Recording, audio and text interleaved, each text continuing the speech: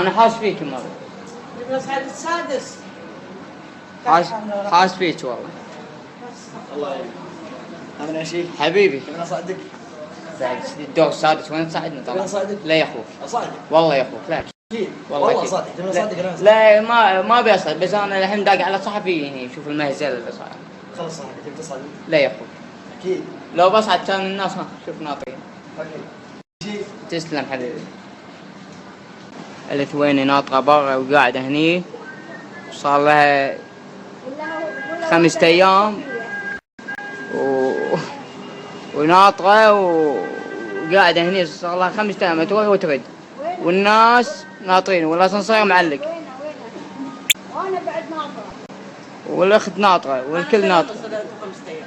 أنت سنة ونص؟ سنة ونص وهذا راقدة ويتم برمضان وقالوا الأسانسير 5 مرات، هذه المرة الخامسة والأسانسير وعطلان. والموظفة ما تبغى لا تنزل. تنزلين إلا لما تسألين. والموظفة ما أنزل تقول ما أنزل. ها؟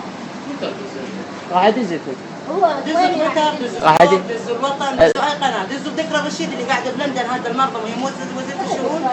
خلت تجي تشوف الشؤون بدل ما رايحة لندن، خلت تشوف العالم.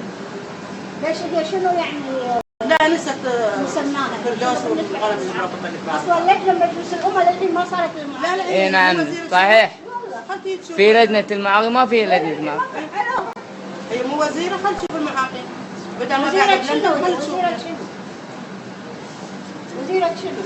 هو وزيرة قلم. ولا شيء. إن شاء الله فيها الخير. لا فيها الخير، خلتي تشوف الخير، خلت تورينا خيرها، مو فيها خير قاعدة تصيف بلندن وهذا العالم هنا على دراجات تقول حصن حاطينه، خليه يشوف الموقف حصان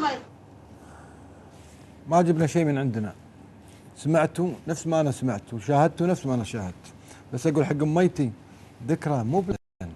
لندن لا خلاص، ذكرى وصلت جنيف.